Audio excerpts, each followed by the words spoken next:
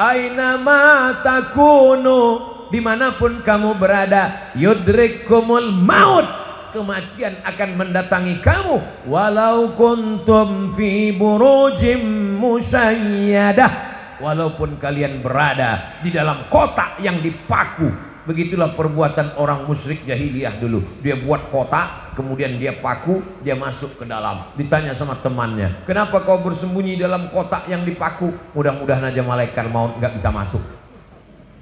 Siapapun akan mati menghadap Allah. Michael Jackson masuk ke dalam kotak hampa udara, berharap tidak mati, mati juga. Semuanya akan menghadap Allah. Tinggal lagi apa yang akan kita bawa menghadap Allah. Ini pelajaran yang kedua dari buku belah buku kisah saat maut akan menjemput. Wa kafa bil mauti wa'idha. Ada nasihat yang tidak bersuara, ada nasihat yang bukan khutbah, bukan ceramah, bukan tausiah, bukan tazkirah. Dia diam 1000 bahasa. Nasihat itu bernama mati.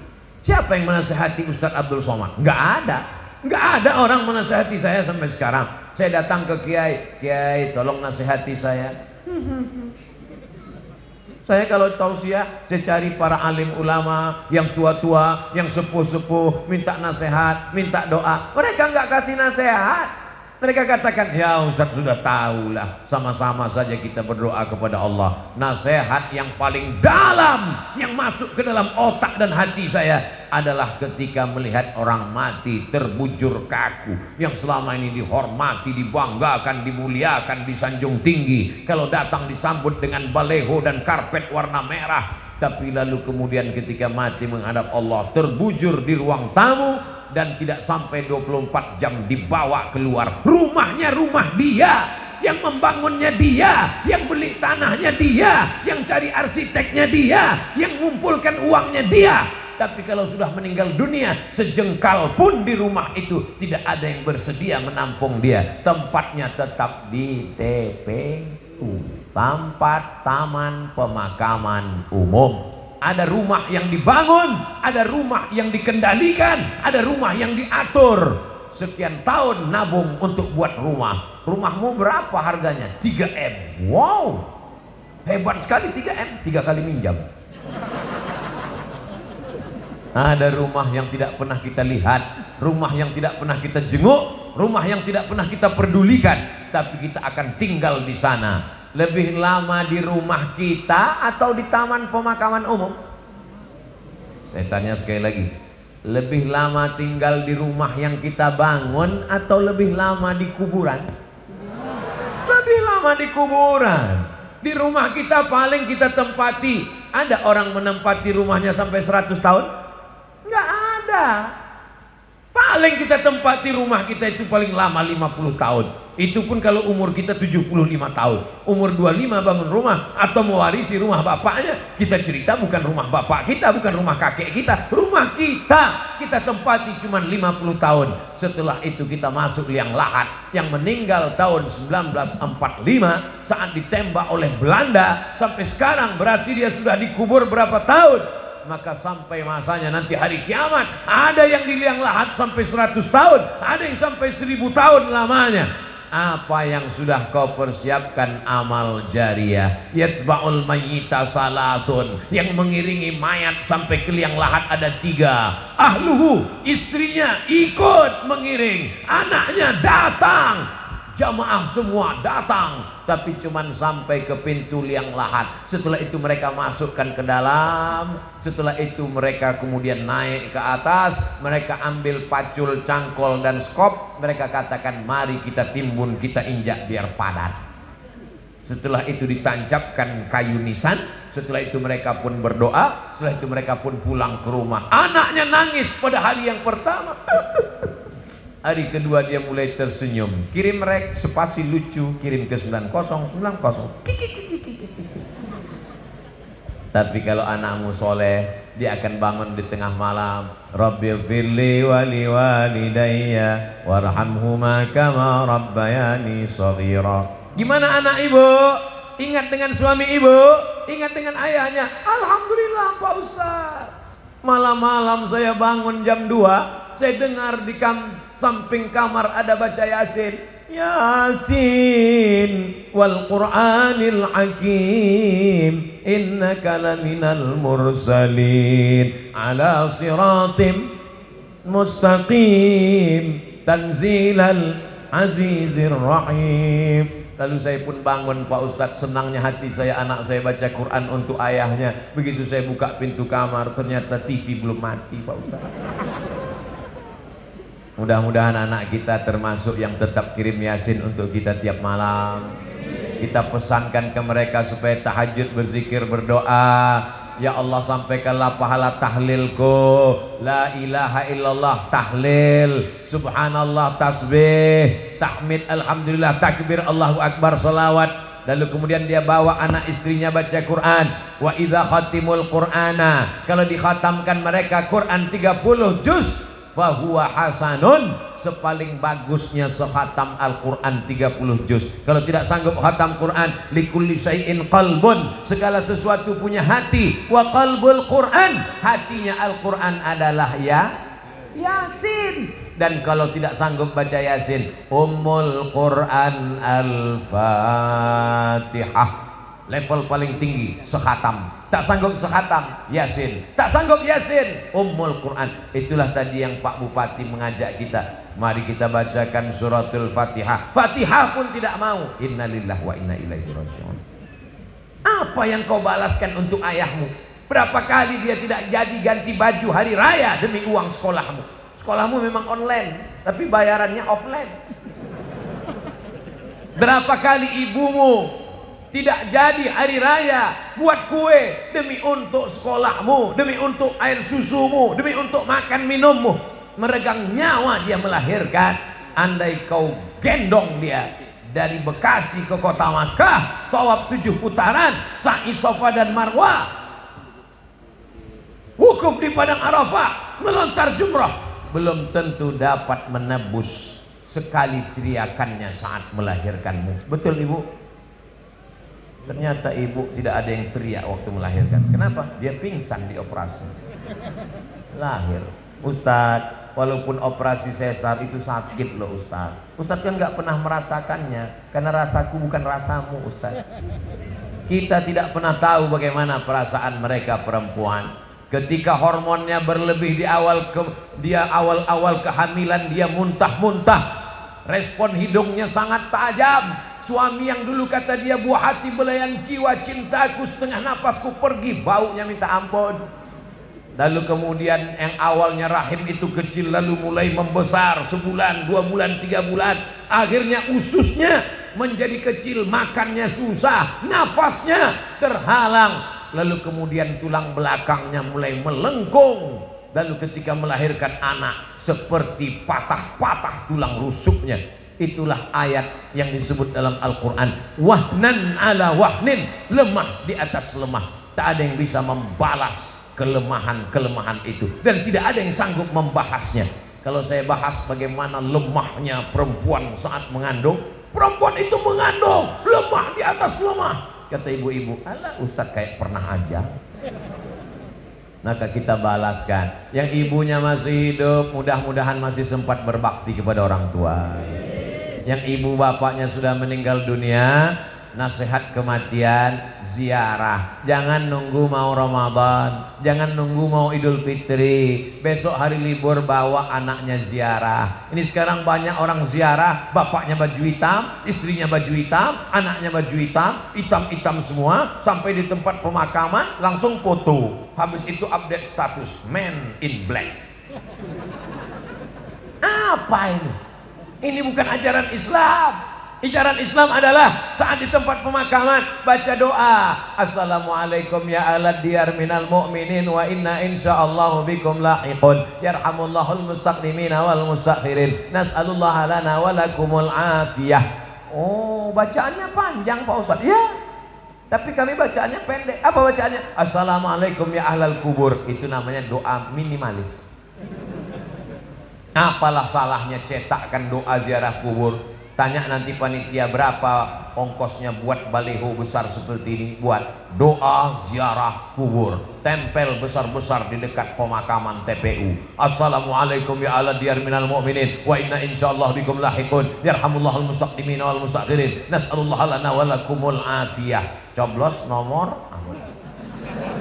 daripada baliho yang nggak jelas ujung arahnya, nyangkut ke pokok kayu, diambil Satpol PP dibakar. Mendingan di samping kuburan, mengingatkan orang.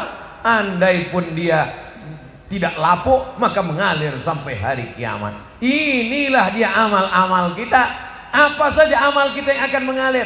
Waladun salihun, anak yang soleh, shadaqatun jariyah. Itulah uang yang masuk ke dalam kotak-kotak tadi.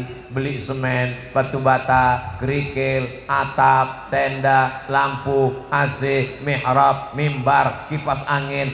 Itu semua akan mengalir. Siapa yang mewakafkan tanah masjid ini dulu? Siapa yang membangunnya? Siapa yang ngasih semen? Siapa yang ngasih kosen? Siapa yang ngasih kaca? Kita tidak tahu, tapi pahalanya dari mulai tadi petang sampai malam, sampai sholat subuh besok, zuhur, asar, maghrib, isya, subuh, zuhur, asar, maghrib, isya, Ramadan, tarawih, witir, idul fitri, idul adha, hari raya kurban, sampai hari kiamat, mengalir pahalanya ke liang lahat. Mudah-mudahan sebelum mati kita sempat bangun masjid. Masjid apa namanya?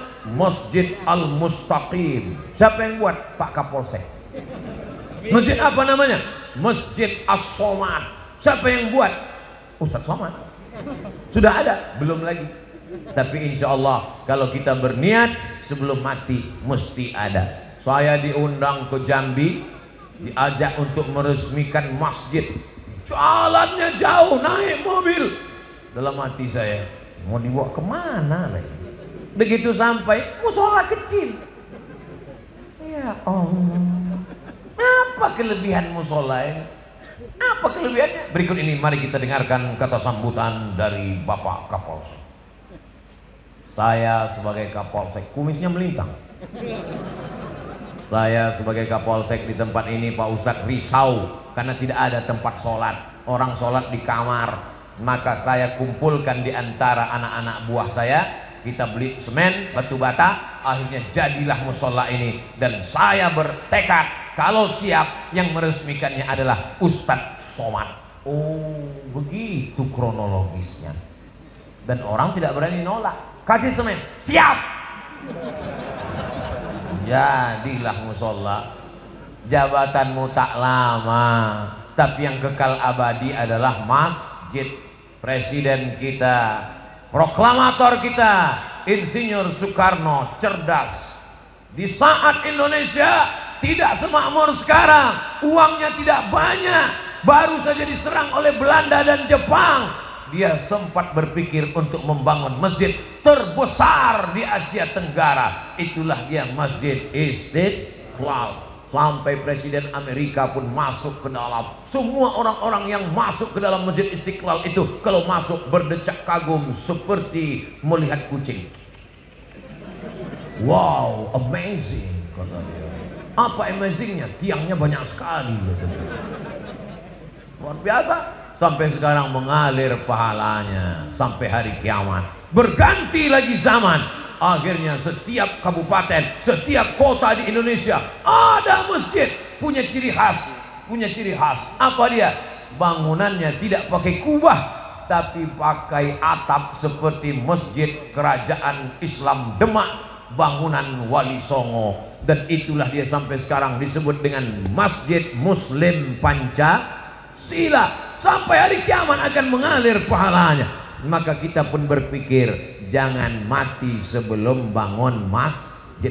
Saya nggak bisa bangun masjid Pak Ustadz, bangun musola nggak apa-apa. Surau Pak Ustadz, oke. Langgar Pak Ustadz, nggak apa-apa. Orang Jawa dilanggar nggak mati, karena dia berzikir di dalam langgar, dalam surau. Hanya saja surau, langgar dan musola tetap di dalamnya usolli sunnatan tahiyatal masjid, karena di sana ada sholat 5 waktu, subuh, zuhur, asar, maghrib, isya. Bedanya cuma nggak ada sholat Jumat. Di masjid kita ini ada, ini surau apa langgar apa musola? Ini masjid. Dari mana Ustaz tahu masjid? Ada mimbarnya, ada sholat Jumat. Di tempat kami ada mimbar Pak Ustaz, tapi nggak ada sholat Jumatnya. Berarti itu mimbar dangdut. Mimbar tempat khotib naik ke atas menyampaikan khutbah. Usikum wa nafsi bitaqwallah. Aku pesankan kepada kamu, takutlah kepada Allah. Laki-laki yang gagah perkasa, sehat, tidak musafir, tidak sakit, maka dia mesti mendengar wasiat takwa yang disampaikan dari mimbar. Kenapa tabligh akbar kita tidak dibuat di dalam masjid? Barulah sadar, karena kalau dibuat dalam masjid tidak muat. Ini masjid nampaknya kekurangan, bukan kekurangan jamaah. Banyak sekarang masjid kekurangan jamaah, tapi di Bekasi masjid kekurangan tempat. Insya Allah panjang umur sehat badan, masjid ini semakin besar insya Allah. Amin. Kalau mau tahu berhasilnya tabligh akbar malam ini, lihat subuh besok. Kalau subuh besok sopnya bertambah, berhasil. Tapi kalau cuman pemain inti yang azan tetap itu, as-salatu khairum minan naum, hancurlah kita. Tapi begitu besok as-salatu khairum minan naumnya luar biasa. As-salatu khairum minan naum. Semua anak-anak bang, datang dia ke masjid semua. Alhamdulillah Pak Ustadz, sejak Ustadz Somad tausiah kemarin, anak saya rajin sholat duha Pak Ustadz. Cuman ada yang mengganggu pikiran saya. Kenapa Bu? Doanya pakai kunut. Itu namanya subuh kesiangan Bu. Pas ditanya sama ibunya, kenapa kamu sholat subuhnya jam 8? Masih syukur aku sholat subuh, kawanku gak sholat sama sekali. Ini logika terbalik, otaknya sungsang. Kalau mau lihat dunia boleh lihat ke bawah, tapi kalau untuk akhirat, lihatlah orang yang istiqomah ke masjid subuh, zuhur, asar, maghrib, isya, masjid ke masjid. Lihat tuh anak muda ke masjid terus, tertulis di bajunya biker subuhan. Zuhur hilang. Sedangkan subuh yang berat lawan ngantuk aja dia datang. Sedangkan subuh yang matanya lelap tidur pulas mengigau tetap dia lawan datang ke masjid. Apalagi zuhur asar yang melek. Sedangkan zuhur subuh saja siap dia jadi imam, padahal suaranya jelas. Bismillahirrahmanirrahim. Alhamdulillahirabbil alamin. Apalagi kalau cuman nggak bersuara. Allahu Akbar.